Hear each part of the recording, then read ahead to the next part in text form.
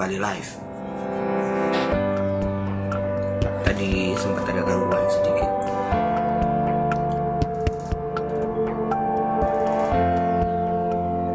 Pembicaraan kita hari ini masih tetap membahas mengenai yang kemarin dari atau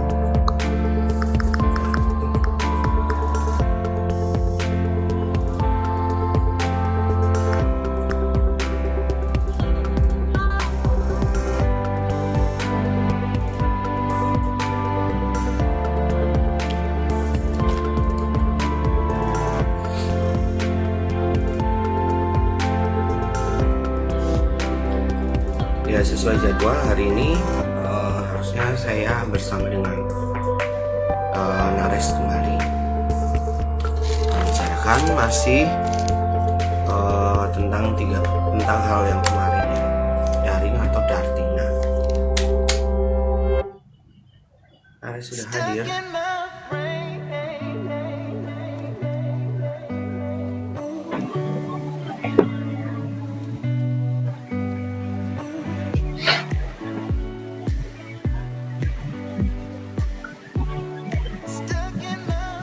Hari ini kayaknya pengen ngomonginnya lebih ke yang spesifik ya. Jadi kita tunggu sebentar.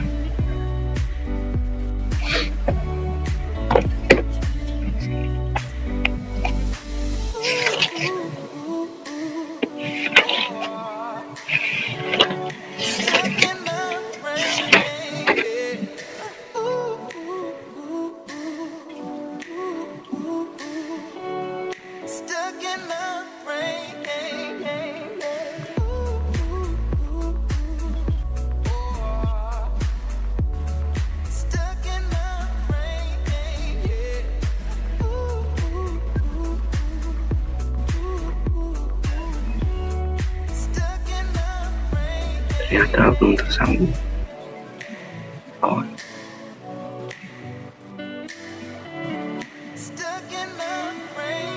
Send request.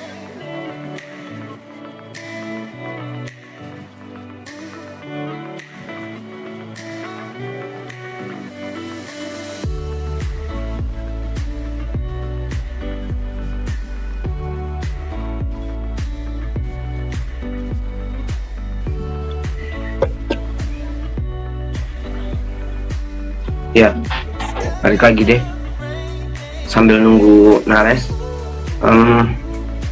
Kalau kita ngomongin masalah pembelajaran jarak jauh, ternyata banyak juga dampaknya,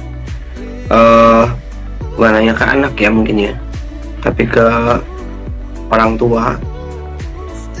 Terus kemudian ternyata permasalahannya itu bukan hanya berujung pada masalah bahwa kemudian orang tua kesulitan untuk mendampingi misalnya, atau permasalahannya bukan hanya pada bahwa kemudian anak-anak kesulitan menetapkan jadwal misalnya ya, tetapi ternyata ada hal-hal lain juga yang bisa kita dapatkan gitu ya. Ternyata untuk saat ini teknologi itu kadang-kadang memudahkan, tetapi kadang-kadang ternyata juga bisa membawa atau memberikan peluang untuk orang-orang yang kurang mungkin bertanggung jawab gitu ya, untuk melakukan hal-hal yang kita sendiri nggak tahu sebenarnya tujuannya apa gitu. Kayak ada pengalaman tempat saya, ternyata penggunaan dari online meeting itu kemudian dimanfaatkan oleh orang-orang yang tidak bertanggung jawab untuk misalnya kayak menyebar. Ternyata ada yang kalau sekarang tuh ada game namanya Among Us gitu ya. Di Among Us itu ada yang namanya katanya imposter. Nah, kemudian ternyata dalam online pembelajaran online ini pun ternyata banyak imposter juga di dalam kehidupannya. Jadi ada orang-orang yang mencoba untuk masuk ke dalam pembelajaran. Nah, tapi kemudian kita sendiri nggak bisa tahu siapa gitu, karena terus terang tidak semua sekolah kan, atau tidak semua ini punya apa ya, istilah punya kemampuan untuk mendeteksi gitu ya. Apakah benar ini semua, apakah benar ini anak memang anak kita atau bukan gitu. Tetapi ternyata karena kesulitannya adalah dengan online seperti ini, kemudian menjadikan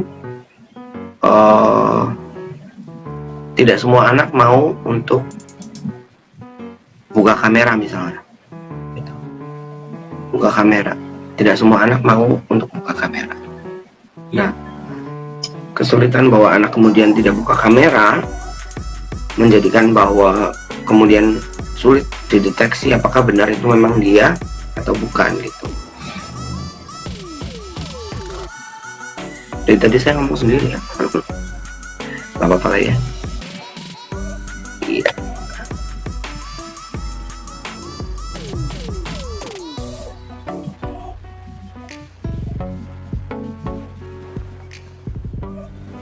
Halo. Halo. Tadi dari tadi. Oke. Terus dari tadi juga belum ada yang ini ya, baru ada yang akhirnya belum. Cuman dari tadi ternyata akhirnya saya ngomong sendiri juga gitu. Gak apa-apa lah ya. Kita bercerita sedikit. Nggak apa-apa. Kadang kita yang punya apa namanya ya, concern, perhatian terhadap dunia pendidikan itu memang kurang bicara. Jadi ya memang kurang terdengar jadinya karena kita tidak bicara. Kebanyakan kita memang memilih untuk diam ya, atau hanya berbagi pada orang-orang yang kita pikir mau menerima saja. Bener nggak? Oke. Iya. Aku agak gelap, nggak apa-apa ya? Nggak apa-apa. Pakai HP yang satunya ini. Nggak apa-apa. Nggak, jadi ada Hai Lia, ini ada saudara aku dari Bandung nih. Hai Lia, salam kenal. Ini biasa, ini cuma curhatan anak BK. Curhatan Anak bimbingan konseling. Jadi tadi aku lagi cerita sedikit nares bahwa ternyata ini ada pengalaman lah ya di beberapa tempat gitu. Ada orang-orang yang kalau sekarang kan ada game tuh namanya Among Us gitu kan. Nah di game itu kan ada yang disebutnya dengan imposter gitu kan. Nah kalau apa itu? Dari aku kok belum nangkep itu. Jadi dari game online gitu. Imposter. Jadi di game online itu kayak menjalankan satu misi gitu ya kalau nggak salah ya. Aku sempat download tapi kemudian karena aku nggak terlalu suka game gitu, jadinya aku kemudian main sekali. Oh, yang penting udah tahu. Oh, ini kurang lebihnya seperti ini gitu. Jadi misinya adalah menjalankan satu misi gitu. Kemudian di antara orang-orang yang bersama kita, kebetulan aku mainnya nggak online gitu ya. Jadi aku mainnya ngelawan ngelawan si uji cobanya itu gitu, trialnya gitu. Jadi nggak langsung yang main online gitu. Jadi aku belum terlalu ngerti. Tapi kemudian di situ ada istilah-istilah yang aku dengar gitu dari anak-anak lah gitu ya, dari teman-teman yang lain. Ada istilahnya imposter gitu. Nah ternyata dalam PJJ ini pun ada yang berusaha untuk kadang-kadang suka entah bagaimana caranya ya gitu ya. Mungkin ada handphone orang tua yang kena hack, atau mungkin ada handphone orang tua atau handphone anak yang datanya tercuri gitu, yang sampai akhirnya kemudian ada orang-orang tertentu yang mengetahui info tentang online learning itu gitu, link tentang pembelajaran jarak jauh itu kan. Kemudian masuklah orang ini gitu kan, yang kita nggak tahu siapa gitu, karena posisinya kameranya dia pasti matiin gitu kan. Begitu pada saat ditanya pada saat diminta untuk menyalakan kamera, dia leave gitu, leave chat, leave room gitu ya. Tapi sebelum dia leave room, biasanya ternyata ada yang memanfaatkan untuk sesuatu yang jelek gitu, untuk sesuatu yang kurang baik pengaruhnya gitu. Jadi yang memang kayak imposter itu tadi. Imposter kan berarti apa ya, orang yang memalsu gitu kan. Jadi si orang ini kemudian ternyata memberikan apa ya, kata-kata kasar lah gitu-gitu. Oh ya? Sampai gitu? Jadi kata-kata kasar dia kirim di chat gitu ya. Kemudian ini perlu kita waspadai gitu. Jadi ini terjadi gitu ya. Jadi bukan sesuatu yang bayangan aja gitu. Bukan, tapi memang benar kejadian, dan dia nyebarin kata kasar, dan kemudian dia memakai yang agak serem adalah kadang-kadang pakai nama anak lain gitu untuk. Nah, teknologinya tuh karena mungkin nggak semua, apalagi ya, mohon maaf nih kalau guru-guru sepuh ya, apalagi kalau guru-guru sepuh gitu kan, teknologinya kan nggak sebagus pengetahuan teknologi mungkin kalau pengguna IT atau apa gitu ya, bener nggak sih? Bener banget. Nah ini yang jangankan yang sepuh, ini yang sepuh itu kita pun yang iya, batasnya seberapa, kita aja kan generasi transisi kan. Iya. Kita perlu belajar untuk menggunakan itu. Dan itu pun kita ya, karena kesulitannya ya, tidak semua orang melek teknologi gitu ya, tidak semua orang punya kemampuan untuk mendeteksi bahwa ini pasti si A misalnya, atau ini pasti si B gitu ya, atau ini asalnya dari IP address yang mana gitu. Jadi kan kadang-kadang guru kan nggak punya kesempatan untuk itu ya. Bukan kadang-kadang, memang tidak punya kesempatan untuk itu gitu. Jadi hal ini ternyata perlu jadi pemikiran, bukan pemikiran ya, perlu jadi concern kita bersama bahwa tidak semua kondisi itu sesuai dengan apa yang kita inginkan gitu. Dalam hal ini ada intruder itu tadi, ada imposter itu tadi gitu. Jadi jadi sesuatu yang jelek lah itu ya sekarang ya. Ya, pengaruhnya jelek gitu, maksudnya pengaruhnya jelek buat anak, dan kemudian mengganggu proses pembelajaran otomatis gitu kan ya. Itu agak mengagetkan sih ternyata, dan karena itu kejadian gitu. Jadi kalau menurut aku ini kita perlu waspada lah ya. Artinya memang tapi kadang-kadang I miss Westri, I miss Nia, banyak teman guru nih. Halo. Nah, tapi kemudian kan nggak semua kita bisa, istilahnya apa ya, orang tua kadang-kadang nggak ada di samping, betul nggak? Oh iya, nggak di samping anak. Betul sekali. Nah, ya, betul sekali. Ini yang mesti kita perbekali kembali lagi, kayak pembicaraan minggu lalu ya, pertemuan kita yang kemarin ya Nares, bahwa 2 minggu yang lalu. kita perlu 2 minggu ya, kita perlu membekali anak untuk bisa tahu nih, oh ini boleh, oh ini tidak boleh gitu. Wih, Pak Singgih ikut ya. Selamat malam Pak Singgih. Selamat malam Pak Sing.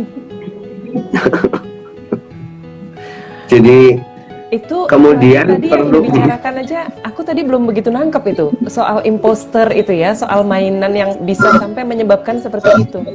Tapi yang pasti ini aja, yang paling sederhana WhatsApp aja. Sekarang banyak kejadian WhatsApp dihack kan. Nah, asalnya dari situ, Nares.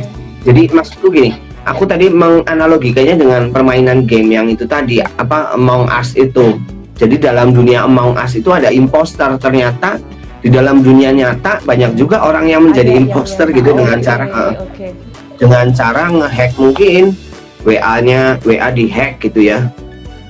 Nah, ya begitulah Lia, kadang-kadang kita perlu memang dampingin, kadang-kadang waspada aja gitu ya. Artinya ada kejadian apa di kondisi kelas, anak perlu untuk memberitahukan langsung ke orang tuanya, atau sama-sama gini, kalau aku kalau aku akhirnya menyiasatinya, ayo anak-anak jaga kelas ini ya. Ini kan kelas kita bersama nih. Yang harus berkewajiban menjaga kelas kita nih, menjaga kelasnya kan lagi online ya, menjaga alamat daringnya ini bukan cuman guru loh, tetapi kalian juga nih. Jadi jangan sampai misalnya nyebarin, oh aku mah belajarnya di misalnya ya gitu. Itu kemudian menjadi satu pintu masuk bagi orang untuk jadi itu tadi bahayanya, kayak Nares bilang, WA sekarang dihack ya, bingung aku loh. Iya, banyak terjadi, dan aku sendiri juga kurang paham sih bagaimana bisa terjadi kalau kita kan pasti itu kan sesuatu yang handphone itu sesuatu yang pribadi ya. Semua akun di dalamnya itu kan sekarang handphone kan semua smartphone lah, jarang sekali yang tidak menggunakan smartphone. Smart, segitu pinternya itu, tapi pinter juga untuk menjadi bumerang buat kita. Nah, kalau saya sih, saya orangnya sangat sangat ingin punya privacy. Jadi nggak seperti contoh simpelnya aja, kita punya Instagram atau Facebook itu.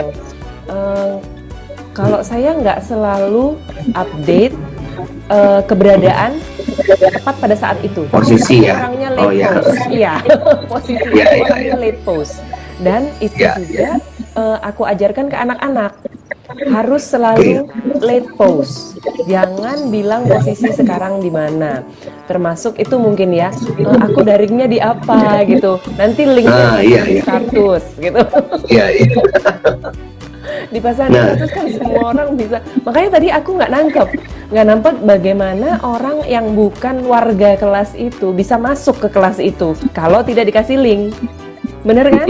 Nggak dikasih link, nggak dikasih pinnya kan nggak bisa masuk. Iya, tapi kemudian itu tadi yang jadi bahaya adalah itu tadi yang kayak Nares bilang, bahwa ternyata orang-orang nih ada yang dalam tanda kutip ya, kok bisa punya pemikiran aku nggak akan ngomong bahwa ini pemikiran jahat lah ya, tapi pada kenyataannya orang nge-hack WA orang lain itu buat apa gitu, kalau bukan buat hal yang pada akhirnya kan kita akan mikirnya jadi negatif dong, betul loh. Kebanyakan sih minta transfer. Kebanyakan sih apa namanya itu? Kalau istilahnya menculik orang terus dia minta tebusan ya gitu. Gitu sih. Dan memang kita kalau kita membaca terburu-buru, kita nggak sadar itu dari siapa pesan itu gitu. Padahal pasti ada beda. Itu kayak orang kena hipnotis gitu ya. Iya benar, kayak kena hipnotis. Nah sepertinya itu tadi, jadi mungkin ada kondisi di mana WhatsApp-nya salah satu orang tua atau apalah ya yang ke-hack gitu, dan kemudian orang itu masuk dari situ gitu. Oke. Orang itu masuk dari situ, jadi dia masuk ke kelas dengan nama anak lain misalnya, bahkan yang lebih menyebalkannya adalah dia pakai nama guru lain yang supposed to be dia jadi co-host misalnya. Iya, hostnya kan akan aktif dong. Bener kan? Dari kontaknya WhatsApp itu bisa dapat semua soalnya. Iya, jadi kesulitannya di situ. Begitu udah masuk, kita admit orang itu ternyata apa yang diingin. Nah, aktifkan autentik kode 2 arah. Salah satu caranya untuk melindungi memang betul itu tadi yang Miss Westri bilang ya, kata Pak Singgi itu, aktifkan autentifikasi 2 arah. Tapi kemudian ya balik lagi, ternyata kadang-kadang mereka lebih canggih dari kita gitu ya.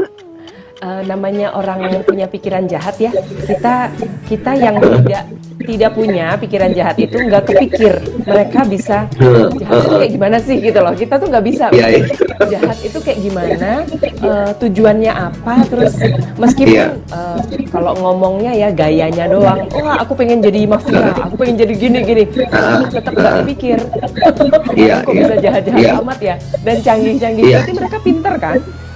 Secara teknologinya kan mereka canggih, berarti paham gitu. Nah ini seperti kata Pak Sing ini sesuatu yang baru buat saya aja. Oh, aku harus belajar nih. Tetap harus belajar lagi gini. Jangan, tips kedua, jangan koneksi ke wifi sembarangan. Gampang dibaca paket data yang terkoneksi ke wifi. Oh iya, betul. Kesempatan pakai wifi orang, jadi nggak pakai kuota sendiri, gitu kan maksudnya. Iya, kadang-kadang, nah itu yang kemudian malah jadi bumerang ya. Iya, betul. Ini kalau di yang saya ikuti ya, yang aku ikuti itu relawan keluarga kita itu, ini salah satunya ada loh. Ini adalah bagian dari 4 kecerdasan di masa depan yang diperlukan itu. 4 kecerdasan yang diperlukan untuk masa depan itu adalah kritis, lalu komitmen pada keamanan. Nah ini komitmen pada keamanan. Yang ketiga itu kolaborasi. Yang terakhir kreativitas. 4 itu dirumuskan ya oleh keluarga kita, oleh tim keluarga kita. Sepertinya ini dasar-dasar nanti dengan pengembangannya yang sangat diperlukan anak-anak untuk menghadapi masa depan. Kita nggak tahu kan masa depan nanti secanggih apa lagi. Sekarang aja kita yang masa transisi, kita di usia ini ya, yang disebut generasi yang sepuh itu entah 5 tahun atau 7 tahun di atas kita aja kadang udah nggak keep up, ya kan? Entah nggak mampu, atau kalau menurutku sih mungkin ini ya lebih ke kemauan dulu ya, karena kalau mau kita bisa kok. Aku juga baru belajar menggunakan Google Docs apa kayak gitu, baru juga, tapi bisa. Tinggal klik aja kok gitu. Gitu sih. Ini kadang-kadang gini, yang jadi kendala biasanya untuk yang, mohon maaf kembali lagi ya, untuk yang sepuh tuh takut untuk mencoba. Oke, ya. Nah, yang tadi barusan Naris bilang, yang Naris katakan itu kalau di RPP yang sekarang itu sebenarnya dengan forsi deh kalau nggak salah tuh ya. Itu forsi itu yang kayaknya jadi pedoman untuk nantinya setiap guru tuh harus memikirkan bahwa pembelajaran yang dilakukan itu tujuannya ke arah 4 itu tadi. Ya, benar. Gitu. Creative thinking, critical thinking, collaboration, and commitment. Itu. Betul. Tujuannya ke arah situ. Nah, mungkin aku rasa memang itu dari berbagai bahan kayak gitu ya, ini kemudian dirumuskan dengan lebih sederhana mungkin ya. Nah, tinggal penerapannya berarti di dalam keluarga ini nih yang perlu kita tetap berikan juga kepada anak nih ya. Aku jadi baru kepikiran nih Nares, bahwa kemudian apa yang harus dibuat oleh guru dalam RPP gitu kan, rencana pembelajaran, itu berarti orang tua juga harus tetap terapkan juga gitu ya, supaya ada sinkron nih, ada benang merah antara pembelajaran di sekolah dengan penerapan bahwa anak-anak ini kita perlu bangun karakternya untuk mempunyai 4 itu tadi. Kurasa memang iya, karena porsinya tetap saja yang pendidik utama dan pertama itu dari rumah. Nggak tiba-tiba anak dari lahir masuk sekolah kan, enggak kan gitu. Semua sifat bawaannya itu didapat dari rumah atau dari genetik. Kemudian untuk karakter yang dasarnya sebelum 5 tahun, idealnya kan anak masuk sekolah baru 5 tahun kan? 5 tahun, 6 tahun, TK kecil, TK besar, baru 7 tahun kelas 1 SD. 7 tahun gitu kan idealnya. Idealnya kan seperti itu. Nah, ini memang yang perlu banyak belajar orang tua sih, karena nggak ada sekolahnya buat jadi orang tua itu. Jadi orang tua kan tiba-tiba jadi aja. Begitu menghadapi, tiba-tiba jadi udah. Mbak kadang-kadang bikin kaget gitu ya. Oh iya. Nah, kalau ini yang lucu nih, aku dari kecil itu suka kalau aku Mbak Reta. Ya. Halo Mbak Rita, salam kenal. Kalau aku marah itu, terus aku ditanya anak itu, terus oh gini, jadi setelah aku marah aku sadar, terus aku diem, terus aku bilang gini, maaf ya anak-anak, ibu panik gitu. Jadi sebenarnya marah itu kan karena panik. Terus yang lucunya kalau aku marah kapan lagi gitu, anakku terus gini, ibu panik ya gitu. Bener, memang sebenarnya kita karena panik gitu kan, karena kita nggak tahu nih harus ngapain sebenarnya. Itu yang menyebabkan jadi emosinya marah gitu ya, yang keluar marah. Keluarnya marah, iya. Ini kalau kita tadi awalnya bicara soal hacking, terus keamanan berinternet ya, berarti ini ya. Berarti kita sekarang fokus di komitmen ya, komitmen pada keamanan. Yang sebenarnya kalau menurutku bisa dimulai sejak kecil sekali itu, misalnya dari yang paling sederhana itu tontonan. Yang ditonton oleh anak itu kita arahkan gitu. Nggak harus selalu kita ngawasin seperti polisi. Ini nggak boleh ditutup di apa gitu. Jujur aku nggak begitu paham teknologi sehingga membatasi pakai apa itu namanya parental. Iya, parental karena aku waktu itu kurang itikatnya untuk belajar yang itu, jadi aku hanya memberi pengertian pada mereka. Kasih pengertian. Kadang kalau aku nonton film dewasa yang serius ya, aku sukanya nonton film yang berat-berat kayak film pengadilan, film mata-mata kayak gitu. Terus anakku ikut nonton sedikit sebentar. Terus dia nanya terus, ini kenapa, itu kenapa, ini kenapa, kenapa nanya terus? Karena nggak ngerti, karena belum umurnya. Nah itu yang aku pakai buat kunci lah, buat senjata gitu. Aku ngomong ke mereka, nih kenapa ada pembatasan usia, nonton apa dan sebagainya? Karena kalau kalian nonton yang belum waktunya, nanti nggak ngerti. Kalau nggak ngerti yang ditonton kan nggak enak kan? Itu aja sih aku. Itu yang paling sederhana. Bisa kita mulai dari masih dini banget. Ya nggak Mas Yul? Iya, setuju sih. Jadi arahan itu, nah permasalahannya kemudian kadang-kadang orang tua nih gampangin gitu ya, gampangin udahlah bisa aja ntar aku kunci gitu ya misalnya. Kata kuncinya misalnya, atau dengan menggunakan apalah gitu, beli aplikasi lah gitu ya misalnya, yang bisa mengunci supaya nggak bisa nonton yang lain-lain gitu misalnya. Tapi ternyata kadang-kadang di luar sana bahwa ternyata orang yang ya itu tadi ya, kayak baliknya kayak emang dunia ini banyak imposter ya. Sekarang gini deh, anak pada saat anak mengetik satu kata kunci gitu, yang keluar ternyata kan nggak seperti bayangan kita gitu, bisa disusupi dengan hal-hal yang negatif yang kita sebenarnya berusaha supaya anak-anak ini nggak kena yang kayak begitu-gitu, atau nggak lihat yang kayak begitu-gitu. Tapi ternyata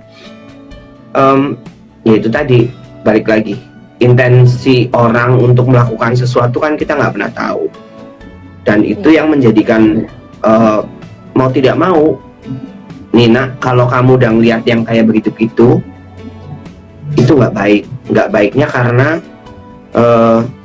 itu yang masang berarti bukan orang yang baik gitu, karena tujuannya bukan untuk kamu seharusnya gitu misalnya. Perlu berikan penjelasan seperti itu kali ya, karena tahu sendiri kan ya, apalagi anak-anak yang sekarang nih, yang zaman sekarang apa sih maksudnya, alfa ya, udah zaman udah alfa ya, udah alfa gitu. Jadi itu kan anak-anak ini 2010 ke atas ya. Iya, itu udah jadi saking kayaknya kita udah terlalu ini ya, udah jauh gitu ya generasinya. Di belakangnya milenial ini Kita masih kan milenial udah kita X ya. milenial udah maju lagi. Aku apa ya? Aku Kita X. Y itu milenial, Z itu 2000 Iya, iya. 2010. Ya.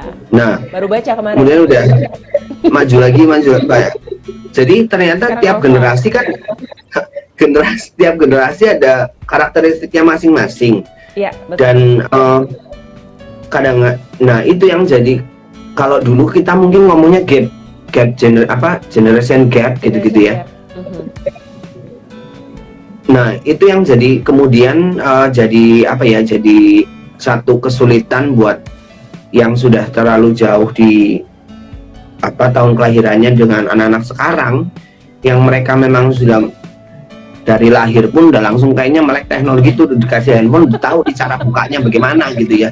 Terus apa yang harus dilakukan Kalau anak tahun 2000-an, anak kelahiran 2000-an dikasih handphone, bayi dikasih handphone di-mute. Kalau Iya. anak 2010 ke atas dipegangin handphone langsung tangannya gini. ya udah tahu gitu ya, bingung juga gitu kenapa bisa seperti itu. Jadi nah itu kemudian kembali lagi untuk menghadapi masa pembelajaran jarak jauh ini kayak begini kan, anak-anak ini perlu pembentengan dari rumah mau tidak mau gitu ya. Kayak tadi yang dalam aku setuju dengan apa yang relawan keluarga kita itu jadikan sebagai topik perbincangan dengan orang tua yang lain gitu.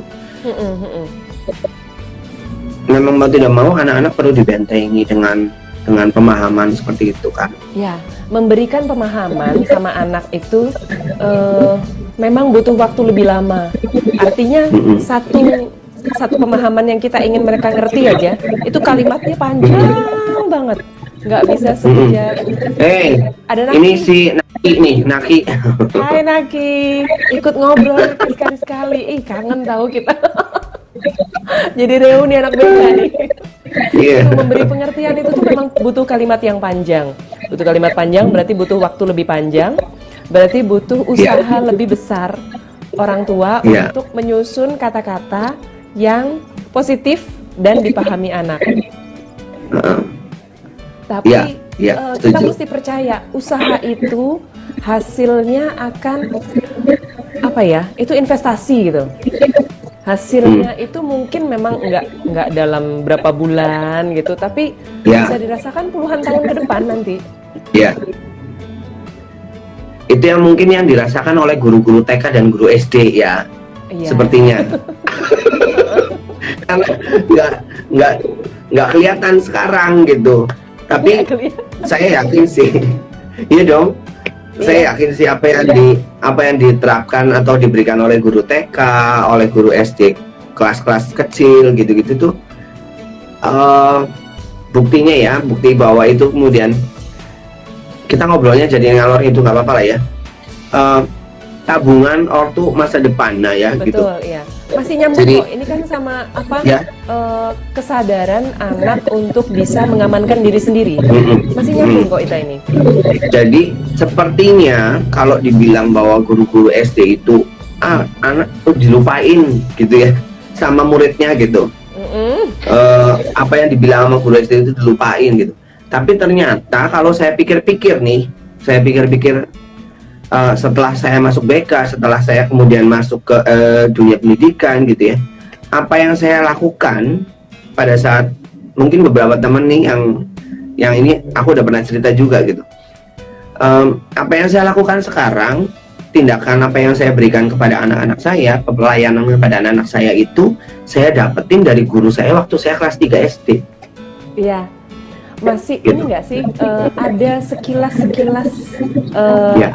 memori ya, ingatan yang melekat banget, dan itu kita dapat di bawah 12 tahun di alam bawah sadar gitu ya. Iya, itu secara alam bawah sadar gitu ya. Itu masuknya ke alam bawah sadar, seperti yang kita pernah ngobrol dulu Jo. Bawah sadar itu seperti debu di bawah karpet kan. Lewatnya nggak ketahuan, tapi begitu dibuka karpetnya, di bawahnya itu halus dan banyak. Itu sih yang kita pengen ya sebenarnya, bahwa penanaman seperti ini anak untuk tanpa diperintah, tanpa diancam, tanpa di apapun, sudah tahu, sudah sadar sendiri. Oh, aku harus mengamankan ini begini, begini, begini. Aku nggak harus menunjukkan selalu show off. Oh, aku daring di sini, di foto, terus dikasih linknya, terus apa atau apapun posisi-posisi aku lagi pergi kemana, aku lagi liburan kemana itu. Kesadaran seperti itu yang kita nggak bisa tiba-tiba udah gede baru dibatasi gitu ya. Dan namanya manusia kalau dibatasi terlalu banyak, dibatasi dari luar ya, berarti motivasinya eksternal gitu, dengan diancam, dengan peraturan, dengan apa, pasti pengennya berontak kan, itu sudah manusiawi. Nah, jadi gimana kita bisa memberi motivasi internal yang dari dalam, yang tanpa harus diiming-iming, diancam, disogok atau apa gitu.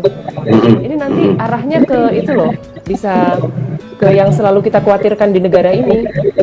Ada temanku dari Bandung juga, Miss Vita. Halo Miss Vita. Ada guru tari juga. Jadi hari ini kedatangan guru musik, guru tari. Aduh, rame banget. Teman-teman baik. Ini temanku dulu waktu ngajar di preschool. Jadi pernah ngajar preschool juga. Sekarang mengajar anak sendiri ya, Miss Vita ya, sama buka usaha. Keren itu. Ayo Mas Jo lanjut. Ya itu tadi. Jadi kalau pembekalan terhadap anak dalam hal ini reuni guru ya ini ya sepertinya gitu ternyata.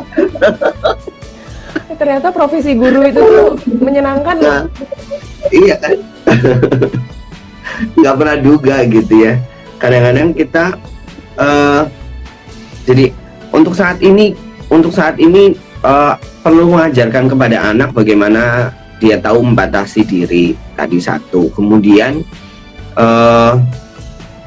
jadi harusnya gimana, apa yang harus dilakukan, dari kapan harus mulai dilakukan.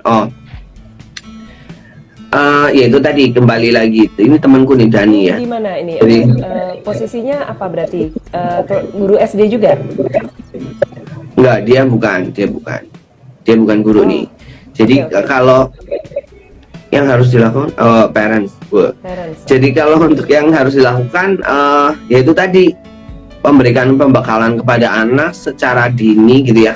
Kalau yang dari cerita Nares tadi katakan dari awal, dari usia dini bisa diberikan pembekalan kepada anak, pembatasan ya. Istilahnya apa ya? Bukan pembatasan ya, tapi menanamkan pemahaman ya. Iya, pemahaman. Pemahaman kesadaran ya. Jadi supaya tidak semua-muanya mereka berikan kepada dunia internet ini gitu ya. Iya. Betul ya? Betul. Ada batasan-batasan dunia maya ini, nggak awareness atau apa ya, kesadaran bahwa nggak semua orang loh punya intensi yang baik. Bukan apa sih ya, itu bukan sebenarnya nggak kepengen jadi menduga-duga bahwa orang lain jahat sih ya, tetapi perlu ada keamanan itu memang perlu kita jaga, dimulai dari diri sendiri. Ini kalau istilahnya mungkin Bibi Setiadi, Mister atau Miss ya, anak temen laki, dia mungkin keponakannya. Wah, ini guru lagi nih, Rosma. Asik. Halo Rosma. Jadi yang harus dilakukan, kalau menurut aku, yang aku pelajari, yang harus dilakukan itu, satu, mengelola emosi, dua, komunikasi yang efektif sama anak. Itu aja kan. Nah, dengan dasarnya itu dulu, kita bisa menyampaikan apa saja, anak juga akan mau paham. Mereka kritis. Salah satu kecerdasan yang tadi dibutuhkan untuk masa depan adalah kritis. Komitmen pada keamanan, kolaborasi, sama kreatif. Kita pengen anak kita bisa nggak dia bekerja sama dengan orang tuanya ya? Betul. Kita pengen anak kita kritis ya, tapi orang tua dikritisi sama anak nggak mau. Kritisnya boleh, tapi sama orang lain aja. Ya, karena kadang-kadang orang tua ya itu balik lagi ya, mungkin nggak siap gitu ya, nggak siap dengan pertanyaan anak, nggak siap dengan bahwa kemudian anaknya nanya-nanya melulu nih gitu ya.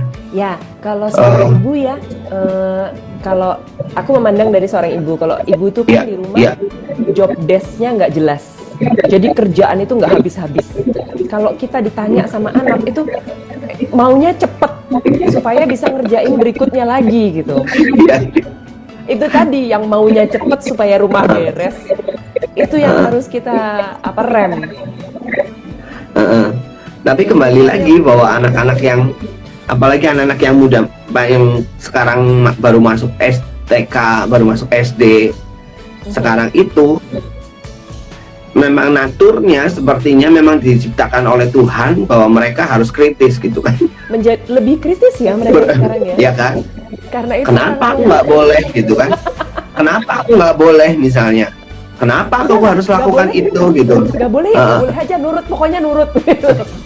Kenapa aku harus nurut gitu? Balik lagi. Tetap ya. Nggak itu yang jadi orang tuanya jadi darting ya kadang-kadang ya. Darting. Nah kan, kenapa aku harus ngerjain PR gitu kan ya? Kenapa nih Bu Guru nih ngasih aku PR banyak banget gitu? Kenapa sih aku harus latihan nulis halus? Kenapa sih aku harus latihan nulis halus misalnya? Iya, ya, kenapa Mas Jo? Kelebihan DHA juga. Kenapa harus latihan nulis halus? Ayo. Pernah gini, aku ditantang gini sama orang tua. Kenapa sih anak saya harus nulis halus gitu ya? Bikin repot gitu. Tulisannya bagus. Gini, ini kalau ada temen gue yang dari SD nonton, aku agak ini juga ya, malu juga ya. Kalau zaman dulu kan kita harus nulis ya, ya kan? Kalau zaman sekarang anak-anak kemudian cenderung jadi tulisannya jelek karena mereka hanya menggunakan keyboard, betul nggak? Iya, anakku kalau disuruh nulis stres kok. Apalagi kalau di handphone tuh, cuman ketik tulisannya rapi tuh semua ya. Nggak usah menggerakkan jari. Iya, hanya jempol doang 2. Kalau dulu mesin ketik masih ada 10 jari tuh. Oke, benar. Ya, yang harus ini. Tapi kemudian pemahaman aku adalah begini, jangan sebenarnya dengan melakukan pelatihan tulis halus itu anak-anak dilatih untuk satu. Yang pertama dia harus bisa, dia dilatih untuk bisa telaten, sabar, telaten, taat peraturan, gitu kan? Nah, kalau memang sudah dikonsepkan dari usia 0, apakah baik untuk perkembangan anak? Oke, nanti kita jawab itu ya. Aku lanjutin dulu. Nanti kita kasih link. Ya. Jadi kalau tadi konsepnya adalah bahwa kemudian dengan nulis halus itu kita nggak cuma latihan dia motorik halusnya loh. Pentingnya bahwa kita kemudian mengajarkan anak untuk menulis halus itu adalah salah satunya motorik halus dia jadi lebih terlatih. Megang pensil, karena aku dulu di klinik perkembangan anak ya, aku ngajarin anak-anak yang dalam tanda kutip punya punya kelebihan energi gitu ya, kebutuhan khusus gitu ya. Kebutuhan khusus itu aku ajarinnya anak-anak pegang pensil itu harus hitungannya 1, 2, dan 3. Menurut penelitian kan kayak begini ya, tapi memang ada juga anak yang mempunyai kekuatan megang pensilnya kayak begini gitu. Atau karena ada yang ekstrim kayak begini gitu ya. Tetapi kan yang lazimnya adalah begini. Menulis halus melatih motorik, sabar, telaten, bersih, teratur. Nah, ikut peraturan udah otomatis itu. Huruf T nggak boleh lebih tinggi dari huruf K misalnya. Itu peraturan gitu kan. Sebenarnya kalau kita sebagai orang tua mau sadar bahwa ternyata dari hal ini menulis halus ini ternyata bisa ada manfaat yang didapat. Saya yakin kok kalau kemudian semua orang tua menyadari itu, ini akan tetap jadi tren yang baik sebenarnya kalau menurut aku ya. Walaupun kebutuhannya sekarang dengan banyak dengan komputasi gitu kan, dengan keyboard. Nah, kalau tadi menjawab pertanyaan Dani tadi, apakah baik untuk perkembangan anak? Kalau memang sudah dikonsepkan dari usia 0, apakah baik untuk perkembangan? Ya, sebagai orang tua tentu saja bolak-balik lagi, akhirnya kita memang harus bisa fleksibel ya kali ya, Nares ya. Ya, yang kalau aku kurang setuju penggunaan kata pembatasan ya. Pembatasan tadi mungkin pembatasan usia tontonan. Kalau itu iya, itu kan adalah kesadaran yang kita perlu tanamkan kepada anak bahwa apa yang dia harus bisa memilih lingkungan yang aman buat dia. Misalnya lingkungannya ya itu tontonan itu tadi, nggak apa-apa dibatasin. Masih kecil kan memang kita tontoninnya bukan sinetron dong pasti, bukan kekerasan, bukan apa, pasti yang sesuai usianya. Jadi semuanya sih kalau sesuai, ada tuh kalau di ilmu psikologi dan ini sih seharusnya disosialisasikan kepada semua orang tua ya. Jadi setiap orang tua tuh harus paham tahap perkembangan, tugas perkembangan. Usia 0 sampai 1 tahun itu yang biasanya yang dicapai apa. Lalu pemahamannya baik kognitifnya atau motoriknya atau apapun itu ada semua, daftarnya sebetulnya ada tuh. Nah, itu yang mesti disebar kalau menurutku memang. Jadi nggak bingung, ini umur berapa nih harus bisa tengkurap, atau umur berapa belum bisa tengkurap, nggak apa-apa biarin aja gitu. Kalau bisa kita ikutin itunya, karena aku ngerti dulu, karena kita ngerti ya Jo ya, kita belajarnya itu, aku tertib banget sama anakku, umur sekian harus sudah bisa miring, umur sekian harus bisa tengkurap. Jadi dilatih ya. Tapi bukan dengan paksaan ya, distimulasi dan nutrisinya kita sesuaikan, jangan sampai berlebihan membuat dia anaknya sendiri sulit dengan badannya begitu. Kalau dari 0 sampai 1 tahun ya, apa yang mesti kita berikan kepada anak kan ada porsi-porsinya. Nggak mungkin yang memberi pengertian itu sama anak, anak itu dari bayi. Nggak usah dari bayi, mungkin masih dalam kandungan pun bisa paham loh pembicaraan orang di sekelilingnya. Kekurangannya apa? Dia cuma belum bisa jawab, itu aja. Tapi kalau paham, jadi ini aku berani bilang bahwa ini salah. Kalau orang bilang bayi, nggak apa-apa belum ngerti, itu salah. Aku berani bilang dengan tegas itu salah. Dengan tegas ya. Bilang dia nggak ngerti. Hanya karena dia belum bisa menjawab, jadi kita anggap dia nggak ngerti. Kita omongin aja segala macam, atau hal-hal yang tidak, kita omongin aja depan dia. Nggak seperti itu kalau menurutku, karena dia diajak bekerja sama pun, diajak kooperatif, sudah bisa kooperatif. Bisa ya. Simpelnya bisa banget. Jadi setiap apapun yang hendak kita lakukan, orang tua lakukan atau dilakukan bersama, alangkah baiknya kalau si bayi pun yang belum bisa ngomong 0 sampai 1 tahun itu di briefing dulu misalnya. Tontonan kita nggak sengaja, tontonannya kepindah yang bukan umurnya gitu, terus nanti dia punya memori atau apa sesuatu, kita pindah kembali, terus maaf ya adik, tadi itu nggak sengaja, harusnya kita belum boleh lihat itu, kita lihatnya yang ini aja ya. Mereka ngerti dan mereka bisa menjawab dengan matanya. Aku suka loh ngobrol sama bayi.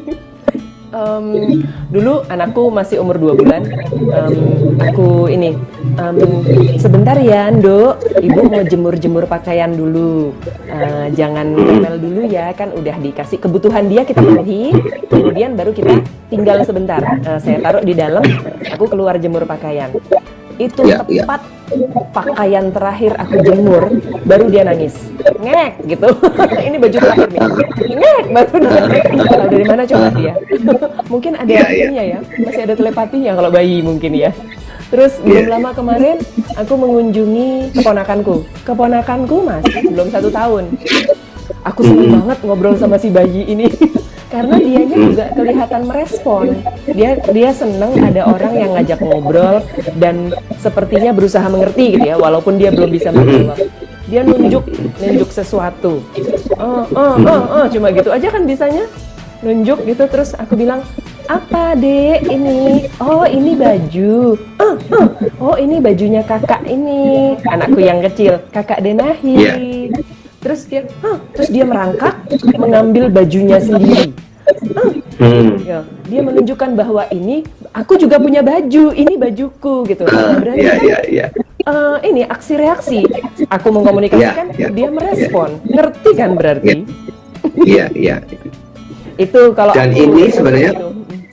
Dan ini sebenarnya ya itu tadi balik lagi perlu diberikan kepada anak sampai ya istilahnya gini, sampai kita dewasa pun kan kita tetap anaknya orang tua kita ya. Benar nggak sih? Benar. Kita jadi masa kita sebagai anak tuh adalah masa terpanjang. Selama orang tua kita masih sehat, kita jadi anak terus. Iya.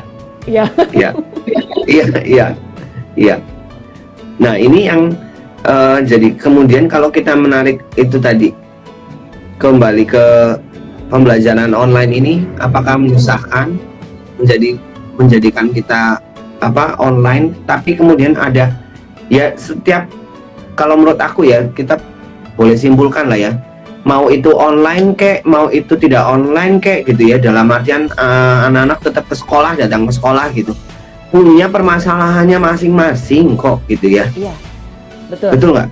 Iya. Punya permasalahannya masing-masing, sehingga jangan jadikan kalau misalnya ya memang karena kelihatan anaknya di depan mata gitu ya, jadi kemudian mamahnya nih jadi otomatis sepaneng gitu ya, karena anaknya disuruh ngerjain tugas misalnya sama gurunya nggak ngerjain misalnya, atau disuruh buka buku malah anaknya malah buka tontonan yang lain gitu.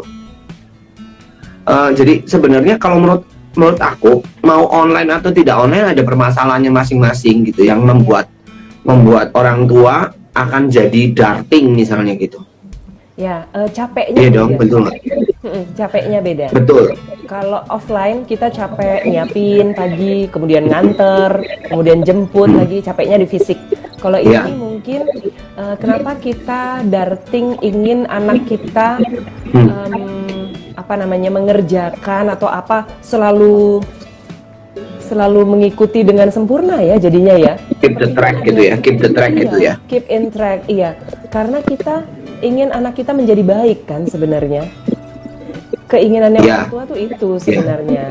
Iya.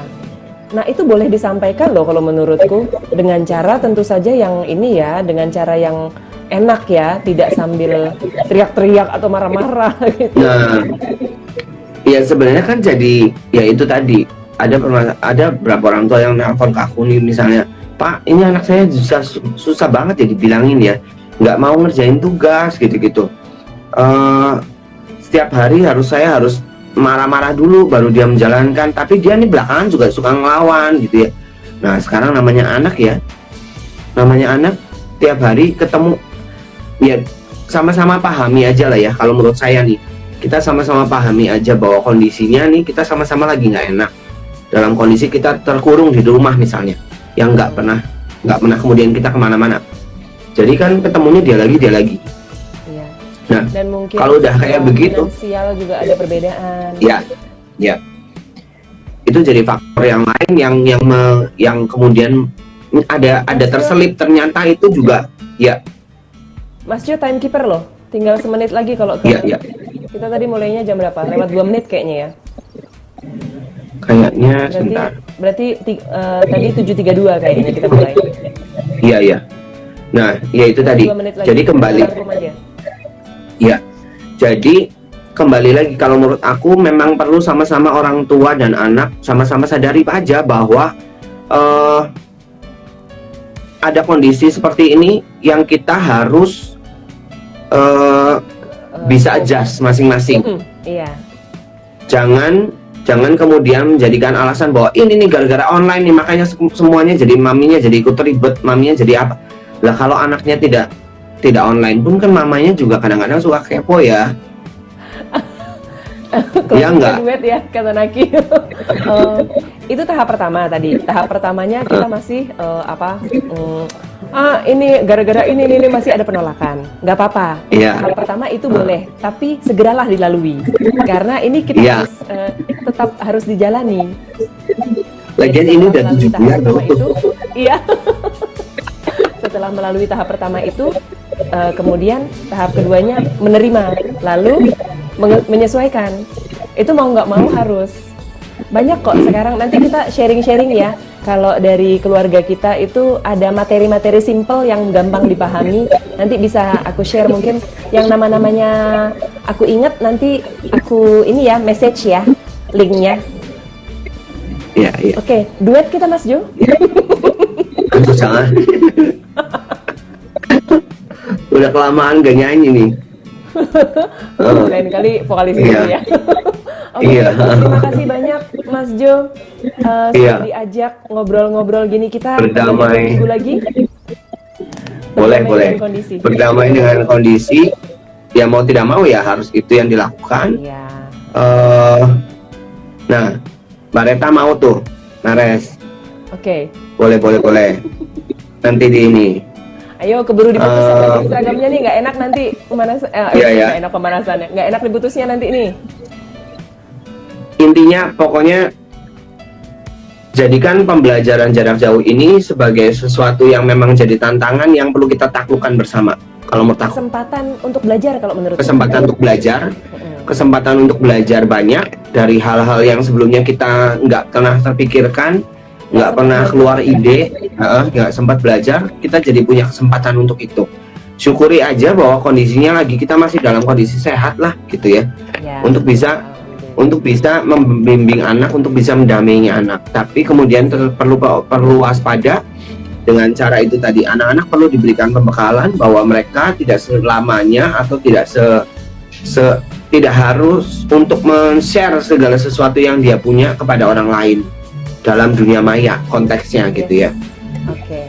Karena memang masih ada perlunya adanya keamanan sekuritas dalam penggunaan handphone dan yang lain-lainnya gitu. 2 minggu lagi ya berarti ya. 2 Ya. minggu lagi itu Oke. tanggal ya, mudah-mudahan Rebo malam jam segini udah cocok ya. Sip.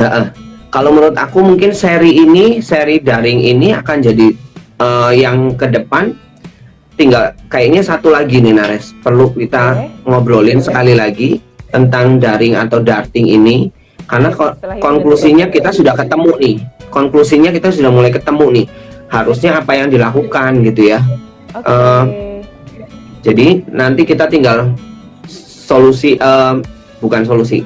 Di pertemuan selanjutnya kita akan ngobrol konklusi dari percakapan kita 3 sesi ini. Yes. Iya. Oke, thank you Mas Ya. Jo. Sampai Thank you, jumpa. Nares.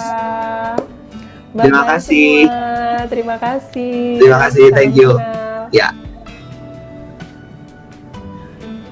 Terima kasih teman-teman yang sudah menonton. Kiranya pembicaraan kami yang ngalor ngidul ini bisa punya Ngalor ngidul, bisa mudah-mudahan punya bermanfaat. ya bermanfaat gitu ya. Terima kasih. Selamat malam. Selamat malam. Love you Naki. Naki, kapan-kapan kita ini deh ya. Nanti selepas ini lah ya. Selepas pandemi ini. Semuanya kayaknya janjinya selepas pandemi. Sip. Oke. Ayo Mas Jody. Ayo. Yuk, terima kasih Miss Elmi.